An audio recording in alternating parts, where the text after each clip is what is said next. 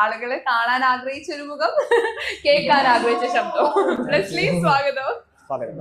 സുഖായിരിക്കുന്നോ? എടാ നീ ഇതിപ്പോ എങ്ങനെ ഇവിടെ എത്തി? നിന്നെ ഒന്ന് കിട്ടാൻ വേണ്ടി ഞാൻ ഈ ലോകം മുഴുവൻ വിളിച്ചു. ഈ ട്രാവലോട് ഇഷ്ടം തുടങ്ങിയത് എപ്പോഴാ? പൈസ കിട്ടിയപ്പോ. അത് ജോറായി, എനിക്ക് ഇഷ്ടായി. എനിക്ക് ബിഗ് ബോസ് ലൈഫ് മാറ്റി മറിച്ചിട്ടുണ്ട്. ബിഗ് ബോസ് അല്ല എന്റെ ലൈഫ് മാറ്റി മറിച്ചത്, ഞാൻ തന്നെ. ബിഗ് ബോസ് പോയത് എനിക്ക് ആക്ച്വലി ഒരു ഡൗൺഫാൾ ആയിട്ടാണ് എനിക്ക് തോന്നുന്നത്, ഒരു പേഴ്സൺ എന്നുള്ളതില്ലേ. അതെങ്ങനെ ബിഗ് ബോസിൽ പോയില്ലായിരുന്നു ഞാനൊരു ഇന്ത്യ മൊത്തം അല്ലെങ്കിൽ ഏഷ്യ മൊത്തം ഫേമസ് ആയേനെ.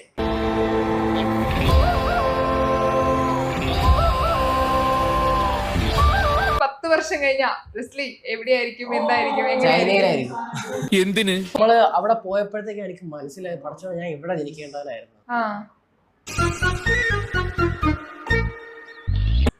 നമ്മൾ അവിടെ തന്നെ എത്തിയല്ലോ. അങ്ങനെയല്ല, നമ്മളെ സ്റ്റോറി ആ ഒരു ക്യാരക്ടർ പോണില്ലേ, ലെസ്ലി എന്ന് പറയുന്ന ക്യാരക്ടർ ഇങ്ങനെ പോകുന്നില്ലേ. അതായത് ഇന്ന ഡ്രൈവറിന്റെ മനായിട്ട് ജനിച്ചു, ഇവിടെ വർക്കല നടയാൻ ജനിച്ചു, അവിടെ നിന്ന് പോയി. എവല്യൂഷന്റെ താഴെ എവല്യൂഷനിൽ പിന്നോക്കം കടന്നു ഞാൻ ടോപ്പിലേക്ക് പോകുമ്പോ KGF-ൽ അവന് ബ്ലഡ് പോലും ഇല്ലായിരുന്നു, അവനല്ലേ സ്റ്റോപ്പിലൊക്കെ രസമുണ്ട്.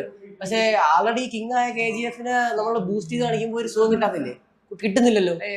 അപ്പോ എന്റെ ചോദ്യം ഇതാണ്, ആരാണ് ഞാൻ?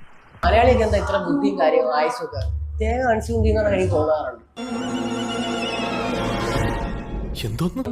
ആവറേജ് 72 വയസ്സോളം തെങ്ങ് ജീവിക്കും. നമ്മളത് കൺസ്യൂം ചെയ്യുമ്പോൾ നമ്മളും ജീവിക്കും 72 വയസ്സാണ്. ആ ഒരു ഇൻഫർമേഷൻ ആണ് നമ്മളെ ബോഡിയിലോട്ട് പോകുന്നത്.